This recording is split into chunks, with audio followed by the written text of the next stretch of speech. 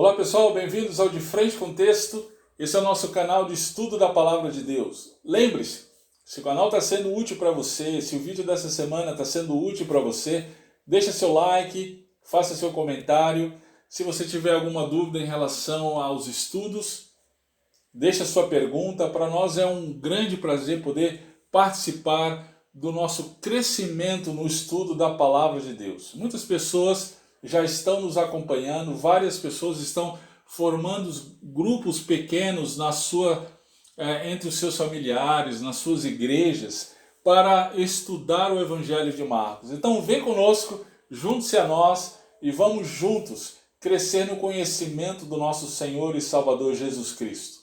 O texto dessa semana me fez lembrar uma situação hipotética. Imagina que você tem passado mal e aí você vai ao hospital, procura os médicos e lá são feitas então consultas, são feitos exames e o diagnóstico depois de todo esse processo é: você está com câncer. Esse câncer já está há algum tempo em você, já está num estágio avançado e diante disso, diante dessa notícia terrível, qual é a sua reação? Bem, uma reação primeira diante então de uma notícia tão terrível, normalmente é uma reação de negar a realidade, né? É uma reação de negação. Não, isso não pode estar acontecendo comigo. Tem alguma coisa errada. Vou procurar uma segunda opinião. Ou talvez a reação seja de relativização. Olha, até que não é tão ruim assim. Poderia ser até pior. Em algumas circunstâncias, a reação pode ser também de cinismo. Quer saber? Eu não estou nem aí. A reação também pode ser de vitimização, né? Puxa vida, eu não mereço essa doença tão terrível. Quem sabe a reação é finalmente então de raiva. Até depois de todas essas reações, a gente rasga os exames, não quer mais falar com os médicos, não quer falar mais com ninguém. Bom, a despeito das nossas reações diante de uma notícia dessa tão terrível, a verdade é: o câncer continua ativo e nos consumindo. Mas existe uma esperança. O médico chama você e diz o seguinte: olha, existe um tratamento. Você pode ficar bom. Queridos, diante dessa situação hipotética que eu estou construindo aqui junto com vocês, eu quero relacionar isso ao tema principal das narrativas que nós vamos trabalhar hoje, que é o pecado. Nós também reagimos diante do pecado. Nós, à primeira vista, a nossa tendência é de negação. Não, o pecado não existe. Uma outra reação, como nós vimos, é de relativização. Olha, não é bem assim, cada um tem o seu ponto de vista. Às vezes nós reagimos também com cinismo. Olha, eu não estou nem aí. Também nós reagimos como sendo vítimas. Puxa, eu ajo assim por conta do meu avô, sabia? Ele cometeu tal coisa, e eu terminei então tendo que agir dessa forma. Nós não nos colocamos como responsáveis pelos nossos erros, somos vítimas dos erros dos outros. Por fim, nós reagimos com explosão de raiva. A culpa é de Deus. Queridos, a despeito das nossas reações em relação ao pecado, o pecado continua ativo e é altamente destrutivo. Ele é rebeldia contra Deus, que nós carregamos em nossa natureza humana desde o Éden. Seus efeitos são devastadores. ele provoca as guerras, provoca a fome, a desigualdade social, a destruição de famílias, o fim de casamentos, o abandono de crianças. Diante desse quadro tão horrendo, nós deveríamos estar suplicando diante de Deus por misericórdia. Mas o que nós fazemos é nos revoltar ainda mais contra o bom Deus, o bom Criador. Hoje estamos diante de 3 narrativas. Pessoas que foram destruídas pelo pecado. Mas o texto também nos mostra que há esperança. A redenção que foi provida por Deus foi ao encontro dessas 3 pessoas. Vamos para o texto? Vem comigo, vamos juntos. Muito bem, 3 narrativas diferentes, 3 pessoas diferentes: o leproso, o paralítico e o cobrador de impostos. 3 problemas diferentes, mas todas essas narrativas com algo em comum. Este algo em comum entre as 3 narrativas levou Marcos a uni-las aqui nessa altura do Evangelho de Marcos, e é muito importante que nós percebamos. Vamos começar pela última narrativa, como que esse bloco termina. Perceba que a questão envolvida ali é o pecado. Jesus diz que veio chamar pecadores ao arrependimento. Perceba na segunda narrativa que a questão também é o pecado. Jesus tem a autoridade para perdoar os pecados. E a primeira narrativa, a narrativa do leproso, ela não fala de pecado? Bem, a pista para a resposta a essa pergunta está na última narrativa, com as palavras de Jesus. Perceba que existe uma ligação muito forte entre a doença espiritual e a doença física. Então, olhemos mais de perto essa primeira narrativa. Vamos lê-la. Verso 40. E aproximou-se dele um leproso, que rogando-lhe e pondo-se de joelhos diante dele, lhe dizia: Se queres, bem podes limpar-me. E Jesus, movido de grande compaixão, estendeu a mão e tocou-o, disse-lhe: Quero, ser limpo. E tendo ele dito isso, logo a lepra desapareceu e ficou limpo. E advertindo-o severamente, logo o despediu e disse-lhe: Olha, não digas nada a ninguém, porém vai, mostra-te ao sacerdote e oferece pela tua purificação que Moisés determinou para lhe servir de testemunho.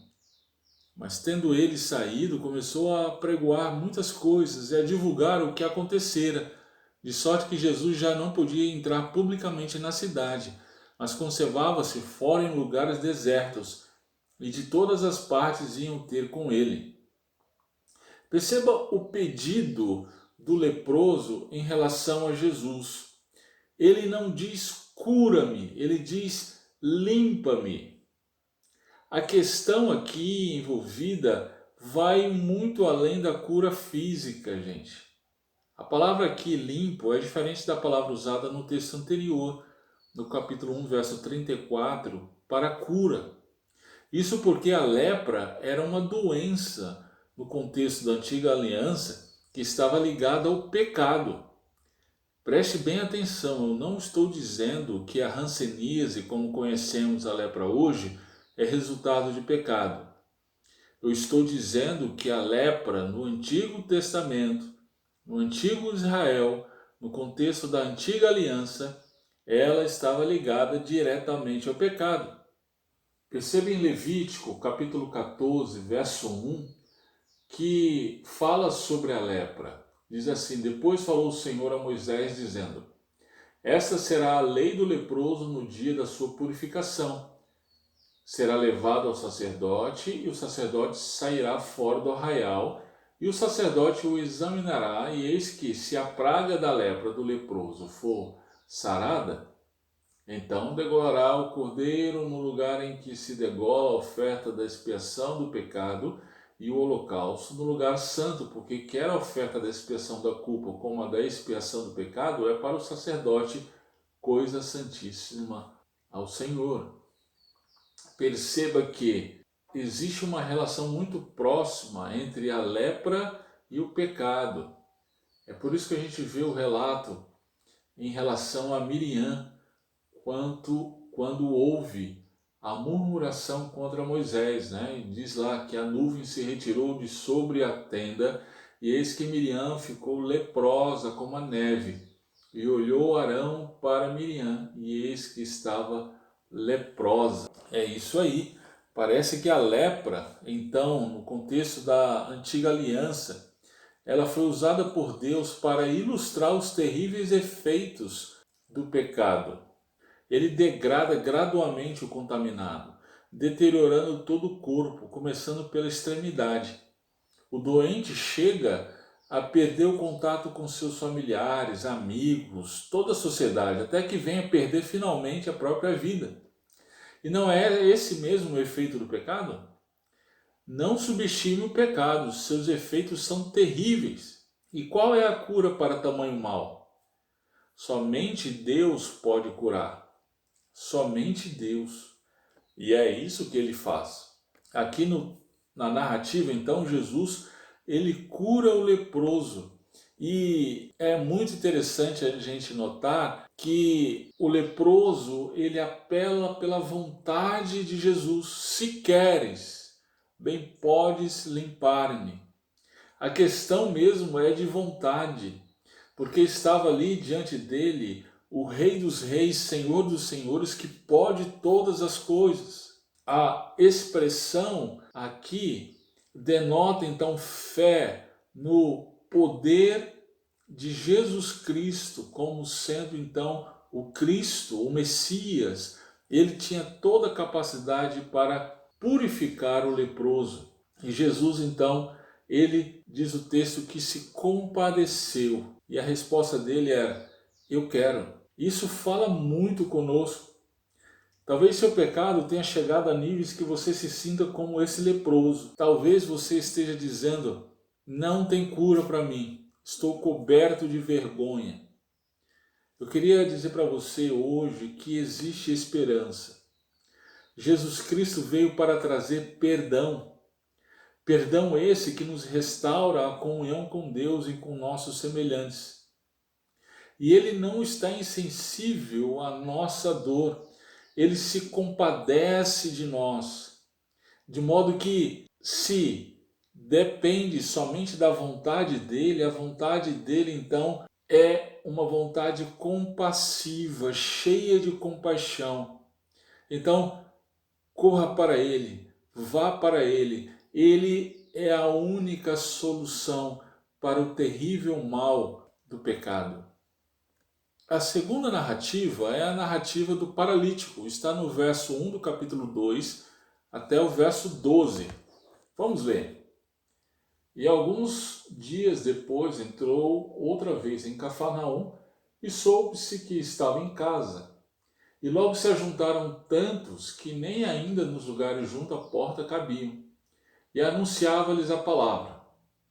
E vieram ter com ele conduzindo um paralítico trazido por 4. E não podendo aproximar-se dele por causa da multidão, descobriram o telhado onde estava. E fazendo um buraco, baixaram o leito em que jazia o paralítico. E Jesus, vendo a fé deles, disse ao paralítico: Filho, perdoados estão os teus pecados. E estavam ali assentados alguns dos escribas, que arrazoavam em seus corações, dizendo: Por que diz esse assim blasfêmias? Quem pode perdoar pecados senão só Deus?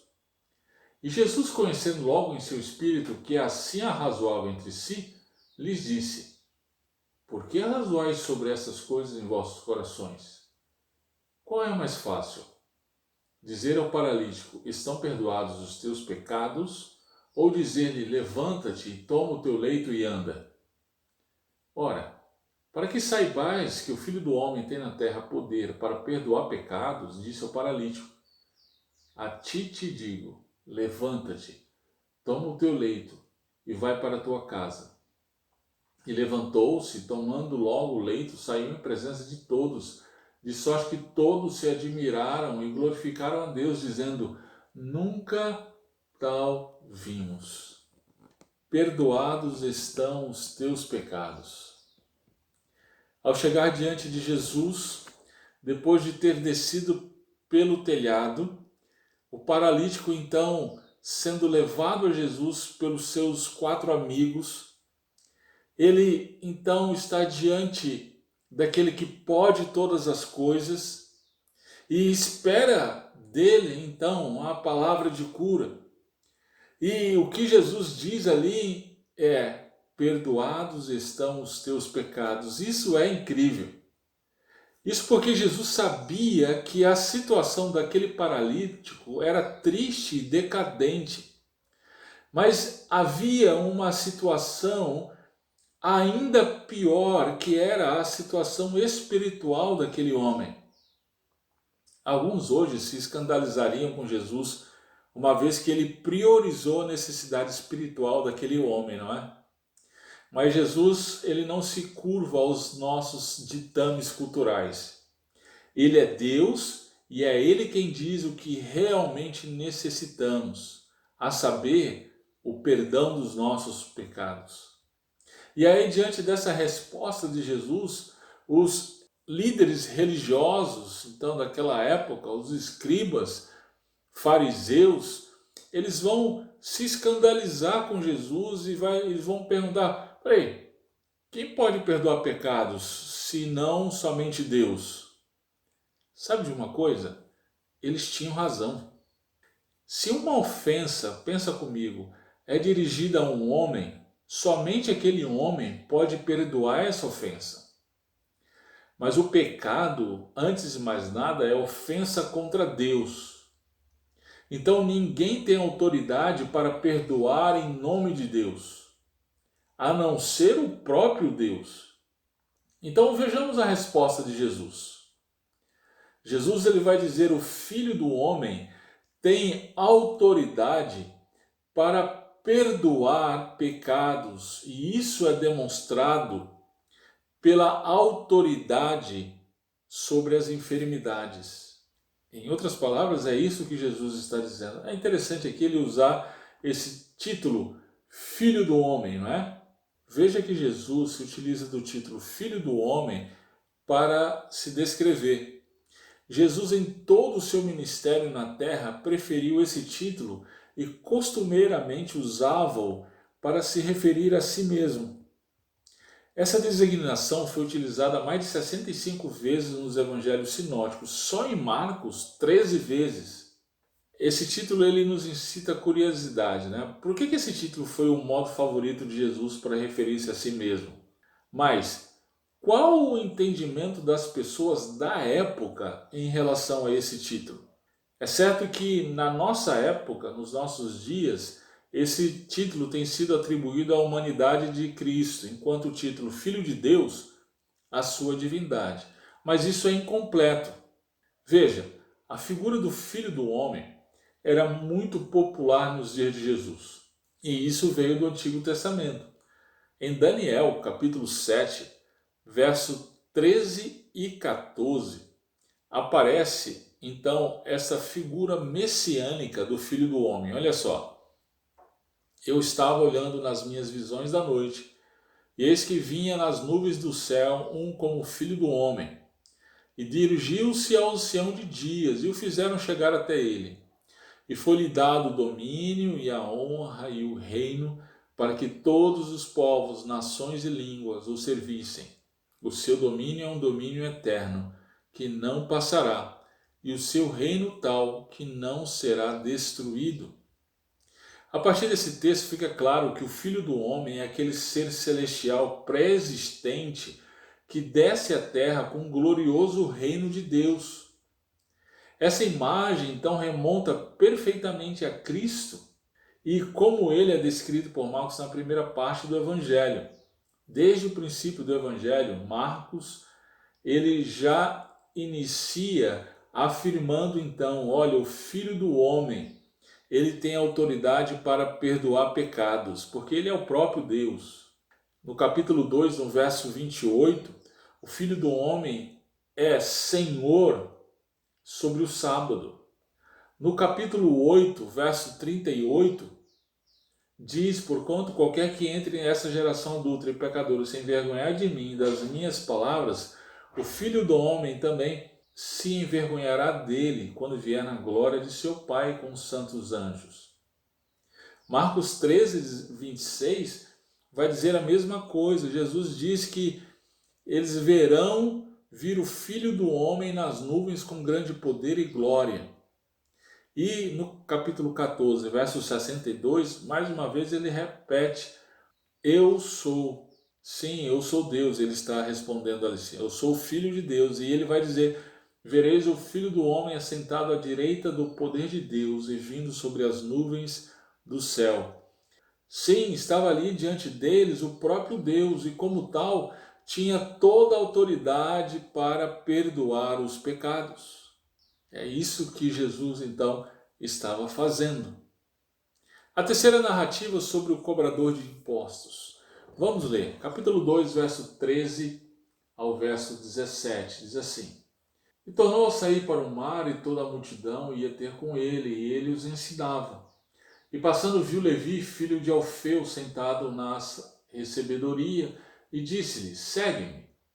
E levantando-se o seguiu. E aconteceu que, estando sentado à mesa em casa deste, também estavam sentados à mesa com Jesus e seus discípulos muitos publicanos e pecadores, porque eram muitos e o tinham seguido. E os escribas e fariseus, vendo-os comer com os publicanos e pecadores, disseram aos seus discípulos: por que come e bebe ele com os publicanos e pecadores? E Jesus, tendo ouvido isso, disse-lhe: os sãos não necessitam de médico, mas sim os que estão doentes. Eu não vim chamar os justos, mas sim os pecadores ao arrependimento. Veja, naquele momento os israelitas eram dominados pelos romanos. Esses cobravam impostos por meio de coletorias espalhadas pela região, que eram administradas por pessoas do próprio Israel. Esses cobradores, então, eram pessoas muito mal vistas, eram tidas como traidoras do seu próprio povo. Agora perceba algo interessante. Perceba que Jesus não nega que Levi e os demais eram pecadores. Ele não relativiza. Ele não diz: gente, não é bem assim, depende do ponto de vista. Ninguém pode julgar o Levi. Quem sabe o que ele passou, o que o levou a estar fazendo isso? Não, não, não, não. Veja o que Jesus disse: eu vim chamar os pecadores ao arrependimento.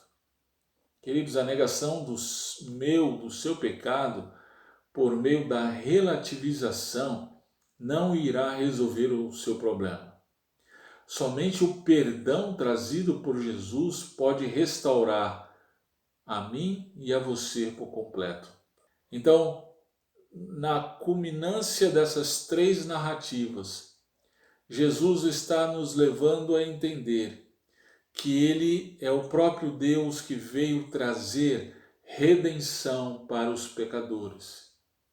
A mensagem central, então, dessas três narrativas é que Jesus é o Filho do Homem que veio com autoridade para trazer o perdão de Deus para os pecadores. Vamos pensar em mais algumas coisas em relação a isso. Três narrativas, três pessoas diferentes, três problemas diferentes, mas todas com algo em comum: o sofrimento por conta do terrível efeito do pecado. Pode ser que nós não sejamos leprosos, paralíticos, cobradores de impostos, mas com certeza compartilhamos da mesma fonte dos males que assolam toda a humanidade: o pecado. A rebeldia contra o bom Deus é devastadora, queridos. Ela nos separa de Deus, destrói nosso relacionamento com o outro e, por fim, nos consome. Diante disso, a gente precisa pensar algumas coisas. Em primeiro lugar, não temos recursos, capacidade, qualquer que seja, para resolver esse problema. Toda a tecnologia no mundo seria amplamente insuficiente para ter qualquer, ou melhor dizendo, qualquer efeito contra o pecado. Em segundo lugar, não podemos libertar a nós mesmos. E não podemos fazer isso relativizando o pecado. Assim como o câncer não nos deixa apenas por nós o negarmos ou o relativizarmos, o pecado também não é resolvido quando nós o relativizamos. A única solução existente não está em nós mesmos. Não é uma força impulsionadora que existe aqui dentro de nós, onde basta a gente olhar para nós mesmos e lá nós encontramos a força para a superação. Não! A única solução contra o pecado é o ofendido, é o próprio Deus. Ele enviou o Redentor, Jesus Cristo, com toda a autoridade para trazer a cura. Então, refugie-se em Jesus. Confie somente nele como provisão de Deus para perdão dos seus pecados. Somente Cristo pode trazer a redenção que você necessita desesperadamente. E se você que está nos acompanhando, você já é crente no Senhor Jesus Cristo, mas está em prática pecaminosa, talvez pornografia, desejos lascivos tenham ocupado a sua mente, talvez falta de perdão, rancor guardado no coração por conta de pecados de outros contra você. Querido, o pecado tem que ser tratado como pecado. A cura dele é uma só, Jesus Cristo. O apóstolo João, na sua primeira carta, no capítulo 2, verso 1 e 2, ele diz: se alguém pecar, nós temos um advogado junto ao Pai, Jesus Cristo, o justo. Ele é a propiciação pelos nossos pecados. Então, uma vez que você correu para Jesus e se refugiou em Jesus, continue se refugiando nele. Continue confiando no perdão. Arrependa-se do seu pecado e continue confiando no perdão que Jesus Cristo, somente Ele, pode trazer para você. Que Deus nos abençoe. Até a próxima semana.